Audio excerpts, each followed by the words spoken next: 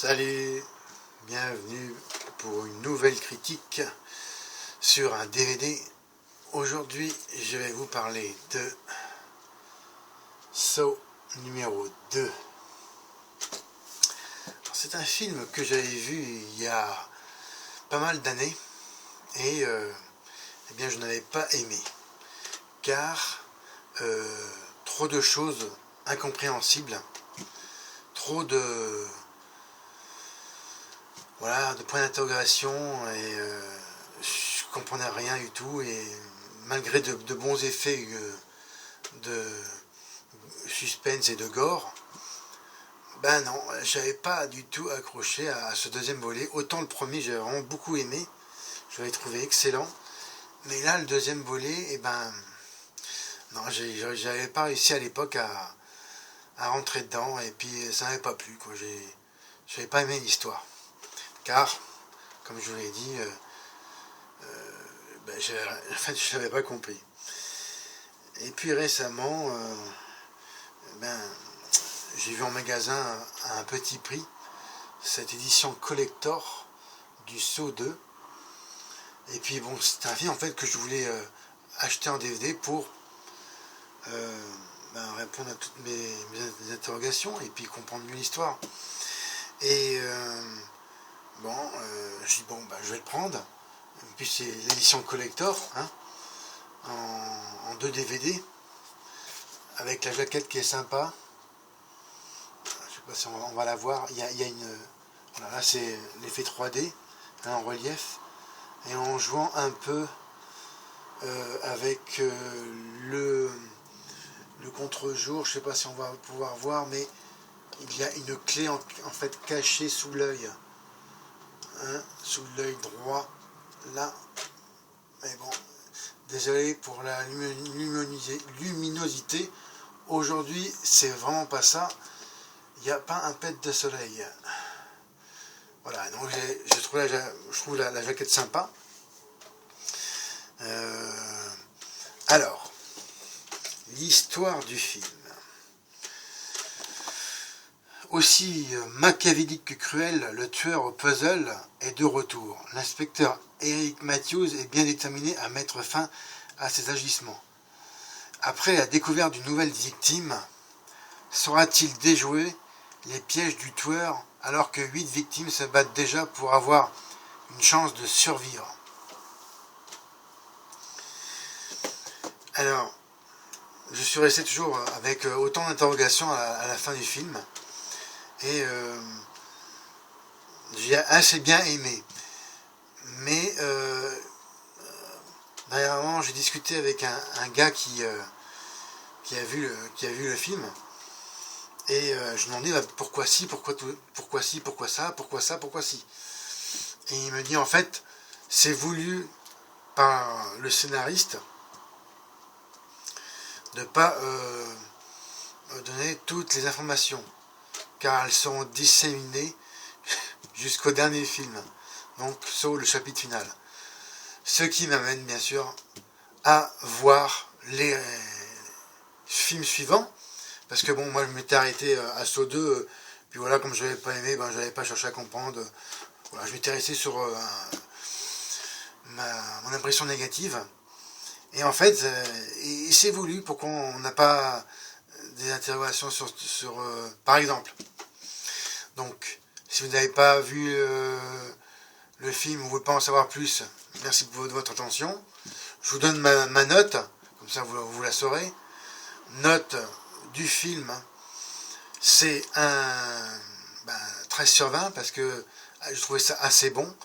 Et en fait, j'ai une impression meilleure qu'au premier visionnage, mais toujours avec autant d'interrogations. Et voilà, et c'est ce que je vais expliquer maintenant. Merci, et à bientôt pour ceux qui veulent partir. Pour les autres, si vous êtes toujours là, merci de m'écouter. Alors, ma première interrogation est comment ces 8 personnes, ainsi que celles qui se trouvent à l'ouverture du film, donc l'indicateur de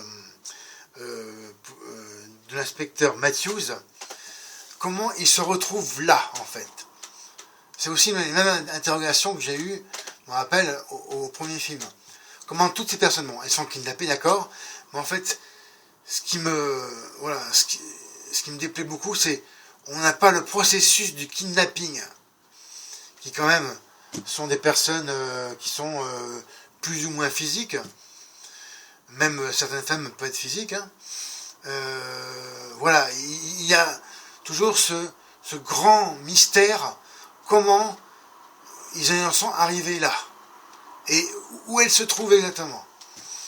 Après, c'est plus ou moins expliqué, mais comme je vous l'ai dit au début de ma vidéo, c'est voulu par les scénaristes qui apportera différentes réponses au cours des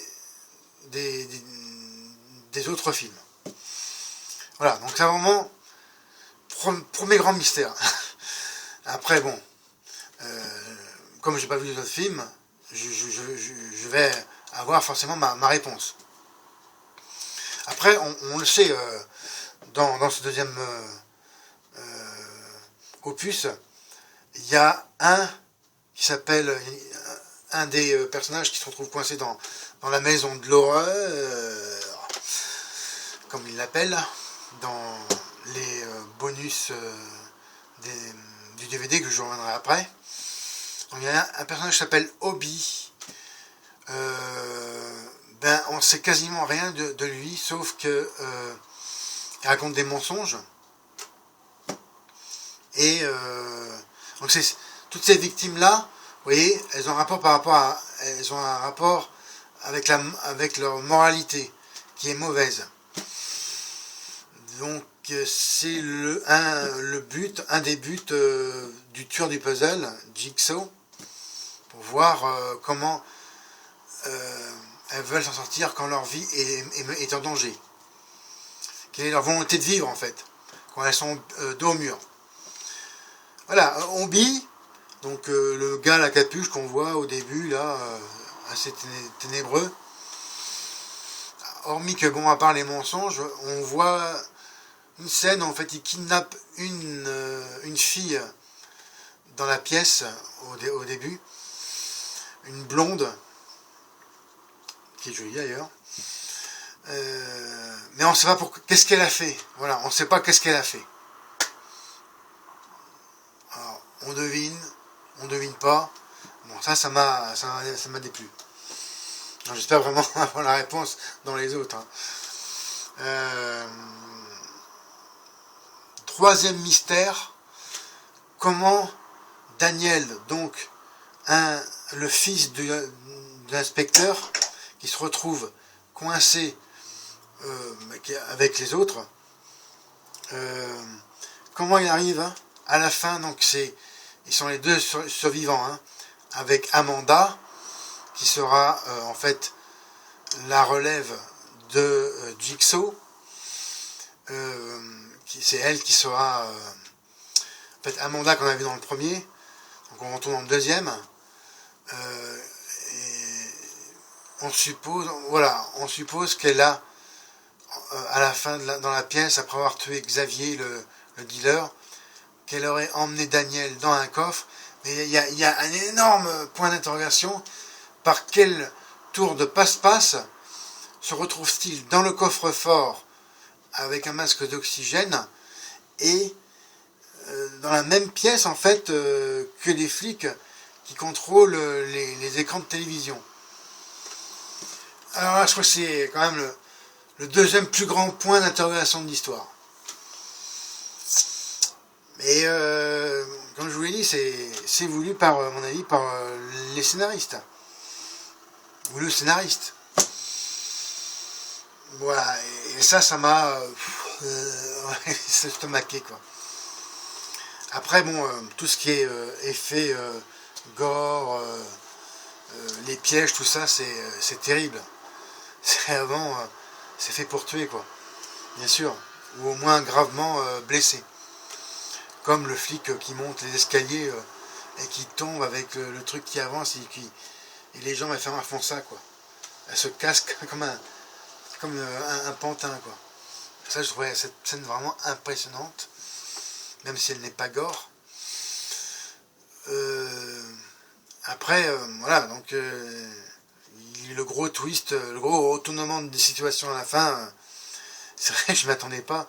Je me rappelais plus en fait que c'était la fille survivante du premier, qui en fait qui se révèle être la relève vraiment du tueur du tueur Jigsaw. Et voilà, et j'ai trouvé ça un bon retournement de situation. Donc je souhaite vraiment voir le troisième et les autres pour avoir enfin les réponses à mes questions.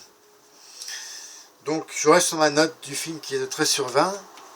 Je vais finir comme d'habitude sur les explications des bonus, les suppléments du deuxième DVD. Alors je vous présente, voilà, donc ça c'est dans une pochette cartonnée là. Hein. Il y a un effet 3D voilà, en relief avec la clé sous l'œil, c'est sympa. Donc la jaquette, voilà, avec les deux DVD, hein, avec bon, des seringues. En fait, la seringue qui correspond à la junkie qui est Amanda, donc ce sera la relève du tueur au puzzle. Voilà, et là on voit la fameuse clé qui est sortie derrière l'œil. Mais trop tard, il est mort. Vous avez dans les suppléments le making-of, 7 modules pour des retrouvailles avec le tueur au puzzle. Ces pièges sont entre 50 minutes en version originale sous-titrée. Alors, vous avez deux choix. En fait, c'est vraiment bien présenté. C'est comme un genre de jeu vidéo. Vous avez le parcours facile et le parcours où il faut jouer pour avancer dans les différents couloirs, naviguer, trouver les bonus cachés. Et vous avez aussi une énigme avec un code à rentrer pour ouvrir un coffre-fort. J'ai bien rentré les chiffres correspondants, mais le coffre ne s'ouvre pas. Alors, si quelqu'un a la solution, merci de me faire un commentaire. Ça serait vraiment sympa que je puisse ouvrir ce coffre. Parce que j'ai beau rentrer les chiffres, ça ne veut rien savoir. Alors, est-ce qu'il y aurait une astuce? Est-ce que quelqu'un a trouvé? Je vous remercie d'avance. Vous avez un court-métrage du réalisateur, toujours en version originale sous-titrée, Zombie. Ça n'a aucun intérêt, c'est comme un genre de snuff movie, mais n'importe rien vraiment. En plus, il est très court, environ 2 minutes et quelques. Bon, c'est comme si on vous faisait un film un peu n'importe comment. Voilà, c'est les snuff movies, quoi. Mais ça apporte un petit plus. Enfin, ça n'a rien à voir avec les zombies. Hein. Un petit plus pour peut-être le délire du réalisateur. Vous avez la véritable histoire de Saw. Alors là, ça c'est intéressant. Les événements à l'origine du concept de Saw. L'enquête de Scott Tibbs. Une enquête déjantée sur le tueur au puzzle en 16 minutes, version originale sous-titrée. Bon, ça c'est une version un peu aussi délirante. En fait, c'est le personnage du groupe de rock qui est cité dans le film. Et ouais, c'est assez original. Vous avez un hommage à Greg Hoffman en 6 minutes de durée, donc, qui était le producteur qui est décédé. Et vous avez donc ce dont je vous parlais, la maison de l'horreur, naviguer à travers le labyrinthe imaginé par le tueur au puzzle pour accéder au bonus caché en version originale sous-titrée. Et là, c'est vraiment original. Dans le premier film, vous avez donc les bandes annonces, voilà, de différents films, le commentaire audio du producteur exécutif James Wan et du co-scénariste et producteur exécutif Leg Whannell, et les commentaires audio du réalisateur et co-scénariste Darren L. Bousman, et du chef décorateur David Hackel, ainsi que du monteur Kevin Grutter. Le tout, bien sûr, tous les bonus sont en VOST, donc version originale sous-titrée. Un mot sur les langues. On n'avait que l'anglais et le français, et qu'en sous-titre le français. Donc c'était un peu dommage. Ça aurait été bien de mettre au moins un sous-titre en anglais, voire éventuellement mettre une troisième langue comme l'espagnol. Le format image, 1.85 format d'origine, 16/9 compatible 4 tiers. Piste son français 5.1 Dolby Digital EX et 6.1 DTS ES. Et l'anglais 5.1 Dolby Digital ES. Donc c'est côté technique pour ceux qui aiment savoir tout ce qui est sonore, tout ce qui est les pistes de son. Donc durée du film 1h31. Donc il était sorti en fait en 2005 pour l'info. Et voilà, mais c'est un DVD zone 2. J'ai aussi souligné la musique, toujours aussi glauque, qui est pesante, qui est parfaite pour le suspense, pour le rythme du film. Vraiment un grand 18-19 sur 20 pour cette musique. Mais qui est omniprésente. Mais quand même qui est très importante dans la tension du film, dans le film lui-même. Et c'est très important pour moi les films de films. Car vraiment, c'est comme pour le doublage. Si elle est mauvaise, si le doublage est mauvais, et ben voilà, ça casse le film, ça enlève quasiment plus de la moitié de la note. C'est quand même très important, une musique. C'est comme si on avait un film avec un scénario complètement incompréhensible. Je vais donc conclure, mettre une note finale film plus DVD, un bon 15 sur 20. Oui, finalement j'ai été conquis de revoir ce film que je n'avais pas aimé dans cette version collector. Vraiment, je ne regrette pas de l'avoir acheté.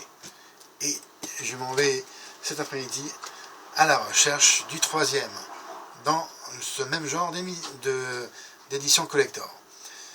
Je vous remercie de votre attention, comme d'habitude. Vous savez ce que vous devez faire, aimer ou pas, commentaire, s'il vous plaît, commentaire, ce serait vraiment gentil. Et abonnez-vous à ma chaîne, ça sera encore plus gentil. Merci et à bientôt. Ciao, bye.